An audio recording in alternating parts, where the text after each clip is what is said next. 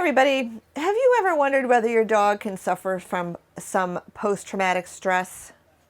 Stay tuned and we'll answer that question for you. Hey everyone, I'm Denise Mazzola from Everything Dog. This is Minty and this is Geo.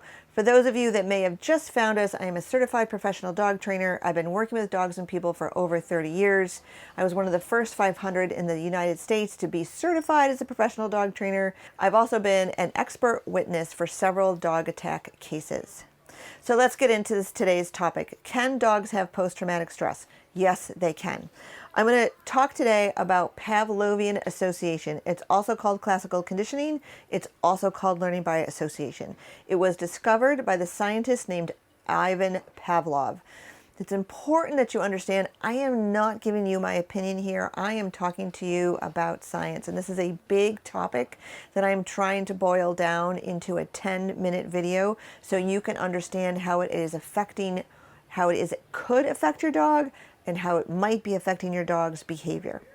Let me give you a people example, then I'm going to give you a dog example, and then I'm explain how this could be manifesting in your dog's behavior. Okay, years ago, I was walking on Main Street. It was the middle of winter, and I witnessed a car accident. I wasn't in a car, I wasn't in the accident, and I was not hurt. I helped out, did what needed to be done, called 911, went about my day. About a month later, I am walking down the street with a client, and a plow truck comes to plow a driveway. And when that plow hit the driveway, I just about jumped out of my skin. I had this visceral sort of yell, and I had a knee-jerk reaction, and I thought to myself, what is happening right now? And I'm like, oh, I might have seen the accident, but my brain sort of categorized the sound of cars hitting, right? And when this plow dropped his plow, my brain thought it was another car accident. I was shot full of adrenaline.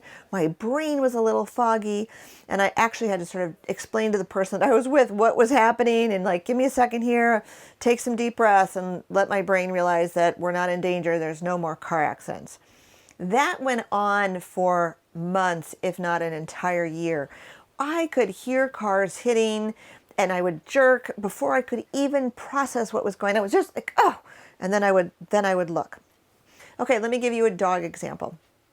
On our online course, we were processing how to get through the holidays with our reactive dogs.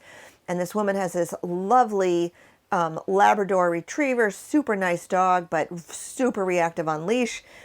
And we were trying to sort through the holidays and how to get through that. Through that conversation, she says to me, oh my gosh. She said, you know, when he was a year old, I had a friend come over to the house and she brought her dog, and her dog is really aggressive, and I didn't realize that.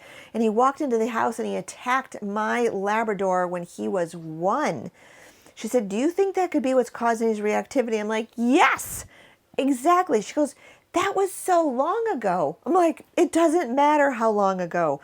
If it was traumatic, if it scared you, if it frightened you, if it caused pain for you, or the dog, you are the dog, right? Then your primitive brain opens up to make memories so that you can avoid the scary thing again, right? We're all hardwired to live and pass on our genes, and that's what Pavlovian association does.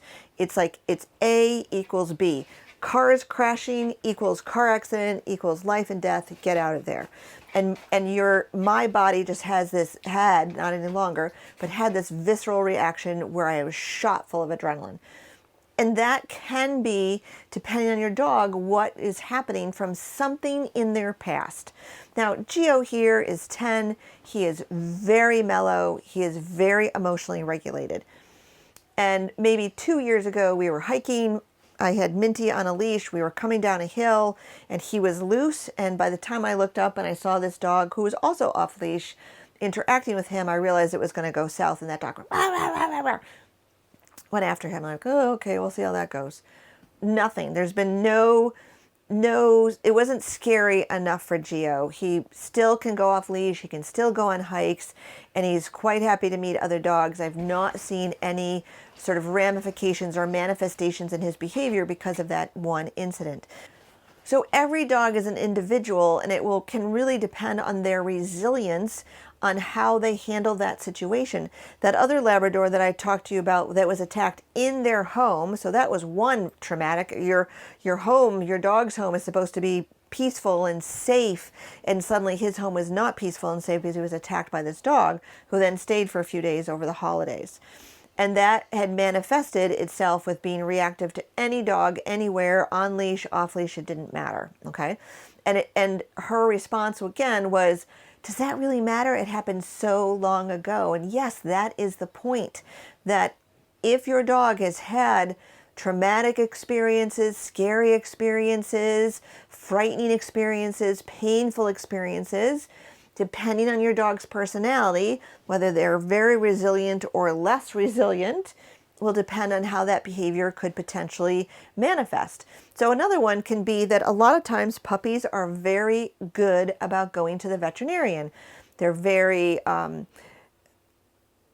they're calm, they don't mind going, right? And then after they've gone several times, they've had this series of shots, or maybe they've been neutered or spayed, and now suddenly they don't want to go anymore.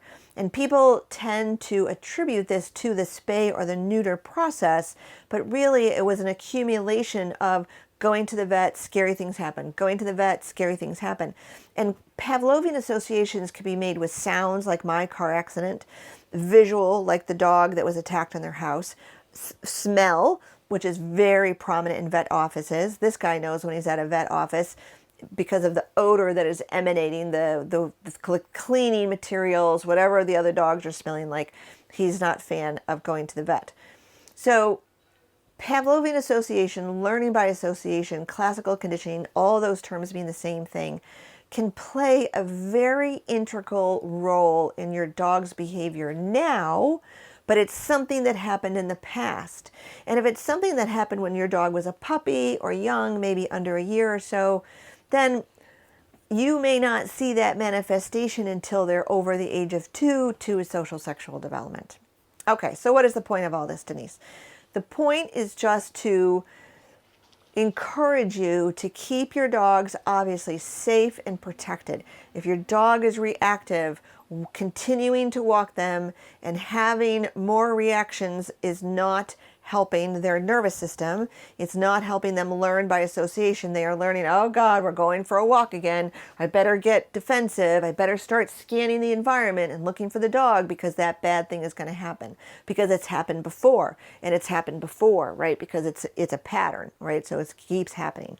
Or if you're thinking of getting a new dog, whether a rescue dog or a dog from a breeder, ask questions about the dog's past.